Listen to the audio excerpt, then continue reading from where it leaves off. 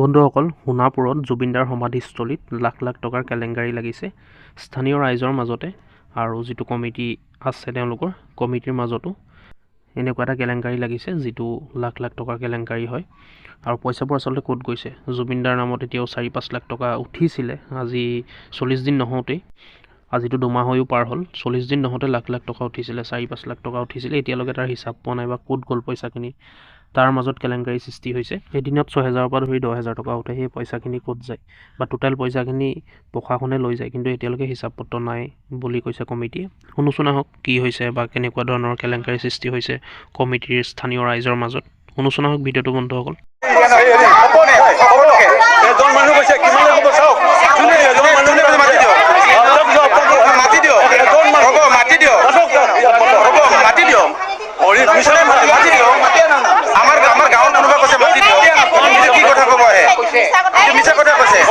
আপোনালোকে আছিলে নেকি ৰেকৰ্ডিং? আপোনালোকে এতিয়া এই ইমান আমাৰ গাঁৱৰ মানুহখিনি যে ৰাতিপুৱাৰ পৰা লাগি মেলি চাফ চিকুণ কৰে, গতিকে একেখন গাঁৱৰ একেখন ঘৰৰ মানুহ সদায় আহিব পাৰিব নেকি? গতিকে সিহঁতকো কিবা পাৰ্ট টাইমলি আজি পাটকুছি গাঁওখন, কালি গুড়াগুলি গাঁওখন, পৰহি হাতীমৰা গাঁওখন, আমি মানুহখিনিক আজি 2 মাহ ধৰি কণ্টিনিউ চবে মিলি কৰি আছে। কিন্তু ভাগে ভাগে ৰ'ব বাইদেউ, আমাৰো শুনক, আপুনি অকলে ক'লে নহ'ব, আমিও ক'ব লাগিব বাইদেউ, আমাৰো ক'বলগীয়া আছে। আমি ইয়াতে মাটি এৰি দিছোঁ, আমাৰ মানুহখিনি গৰু খাটৰ খাটি আছে, নামটো হৈছে বেলেগৰ, আমি সহ্য কৰিম নেকি বাইদেউ? এইটো কথা। আজি আমি ওলাই যাওঁ, ঠিক আছে বাৰু।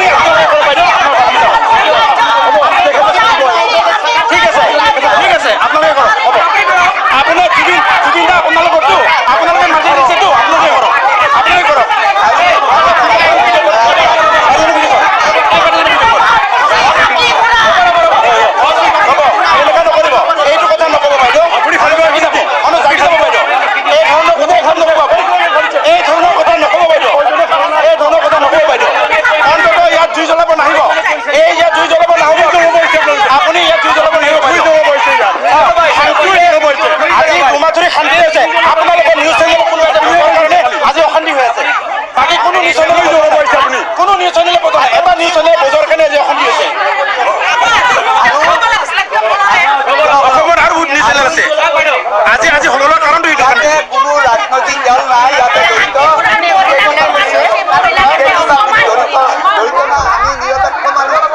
নিৰপেক্ষ মানুহ, আমি লোকেল মানুহ, আমি ইয়াতে কেনেকুৱা প্ৰশ্ন কৰিছে আপোনালোকক সকলোকে হাজিৰ কৰি কৈছো।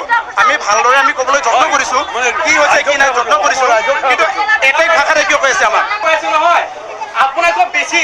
বিশেষকৈ আমাৰ ইয়াত ডিমৰে যিখিনি আমাৰ এই যিখিনি ইয়াত বহি আছে, এই বাইদেউজনী হওক বা আমাৰ এই যিমান দাদাজনী হওক, আপোনাতকৈ ইয়াত বেছি সিহঁতে কাটিছে। আৰু কোনোদিন সিহঁতে এনেকৈ কমেণ্ট কৰা নাই। আজি আপুনি যিটো জ্বলাই যাই আছে নহয়, আপুনি কৈ আছে কিন্তু সোণাপুৰৰ সাংবাদিক নোহোৱাৰ কাৰণে আমাক বদনাম কৰি বিচাৰে। সোণাপুৰৰ দালাল গৈছে, দালাল গৈছে, তেখেতৰ নাম নাই, তেখেতৰ নাম নাই,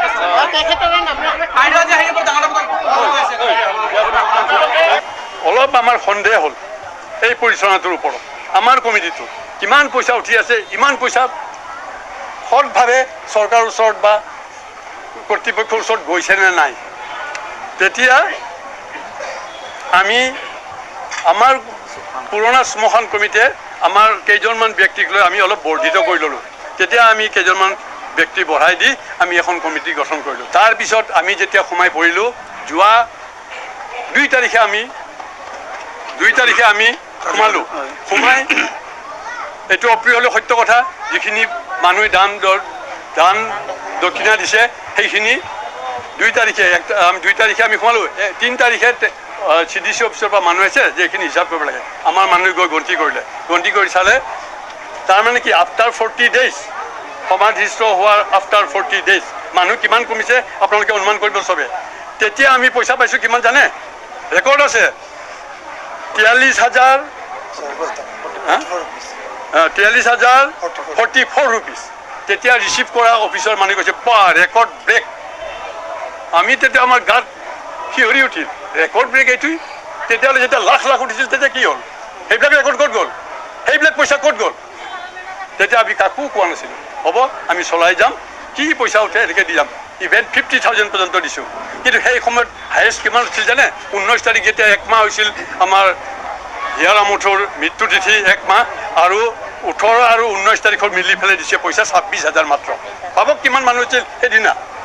আপোনাক প্ৰত্যেকজন মানুহৰ লগত আলোচনা কৰিলে সকলোৱে গা শিয়ৰি উঠে। তাৰমানে কি আমি ভাবিছোঁ কি, তাৰমানে এটা টাইমত আমাৰ জুবিন গাৰ্গ জীয়াই থাকোঁতেও খুলি খুলি খালে, মৃত্যুৰ পিছতো শগুন হৈ খাইছে, সিহঁতে শগুন হৈ খাইছে। তাৰ কিন্তু আমাক হিচাপ লাগিব, য'ৰ পৰা হ'লেও আমাক ইয়াৰ কৈফত লাগিব। দুই এজনে কৈছে আমি কেনেকৈ জানো, নাজানিলে ইয়াতে যদি তদাৰক কমিটিত আছিল বা চোৱা মেলা কমিটিত আছিল, দায়িত্ব কোনে লৈছে? তেওঁবিলাকে নিজে কোন দিব? কোনোবাইতো নিব লাগিব পইচা।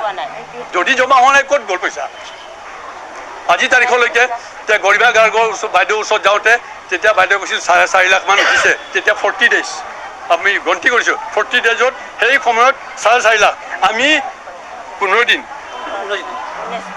19 দিনত 4,60,000 না 63,000 চাওক। এইটো বতৰত চাওক মানুহ একো নাই, তেতিয়া কিমান মানুহ। গতিকে এইবিলাক এটা গাখীৰ খোৱা বাচ্ছাইও ক'ব যে আগত পইচা সৰলুকি হৈছে। এই ইয়াত যিটো চলি আছিল কাৰবাৰবিলাক আমাৰ অলপ চকুত পৰিল যে ইয়াত কিবা খেলি মেলি হৈছে, পাই পইচা ধনৰ খেলি মেলি কিবা হ'ব পাৰে। কাৰণ কিয়, ইয়াতে সেই সময়ত বহুতো MLA বিলাক আহিছিল, ডাঙৰ ডাঙৰ অফিচাৰবিলাক আহিছিল। কেনেকৈ চলি আছে এই মানে অনুষ্ঠানটো, এই কিবা পইচা এটা ৰাখক, এই কিবা পইচা ৰাখক, এইবিলাক পইচা ক'ত গ'ল কোনেও গম নাপায়। এনেকৈ থাকিল যেতিয়া আৰু পিছত আমি আৰু সহ্যৰ বাহিৰ হৈ গ'ল বোলে আমি কমিটিটো অলপ পৰিসৰটো ডাঙৰ কৰি আমি হস্তক্ষেপ কৰোঁ। আমি সোমালোঁ, তেওঁলোকক ওলাই যাওঁ কোৱা নাই, একো কোৱা নাই যে আমিও আজিৰ পৰা ইয়াত সোমাম। এতিয়াও আহে, তেওঁলোকে আহে থাকে। পিছত গৈ দেখিলোঁ যেতিয়া আমি পইচা জমা দিব ধৰিলে, যিটো ডেইলি যিটো অৰিহণা পইচা জুবিনৰ দিয়ে, ৰাইজে দিয়ে, সেই পইচাটো জমা দিওঁতে প্ৰথম যেতিয়া আমি 3 তাৰিখে পইচাটো জমা দিওঁ, ৰিচিভ কৰা মানুহ CDC অফিচৰ ৰিচিভ কৰা মানুহে মানে তেওঁলোকে কৈছে এইটো ৰেকৰ্ড ব্ৰেক হৈছে।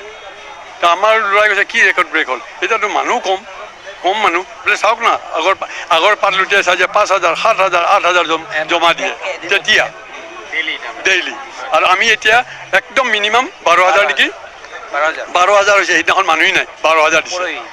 গতিকে তেতিয়া আমাৰ মোৰ বুলি নহয়, প্ৰত্যেকজন মানুহৰে এইটো এটা সন্দেহ হ'ব। সেই সময়ত পিপৰা সৰকিব নোৱাৰা মানুহ ইয়াত, গাড়ী মটৰ মানুহ জুবিন গাৰ্গৰ ক্ষেত্ৰত অহা মানুহ। কিন্তু সেই সময়ত কালেকশ্যনটো এনেকুৱা হৈছিল, আচৰিত হ'ব নে নহয় কওক আপোনালোকে।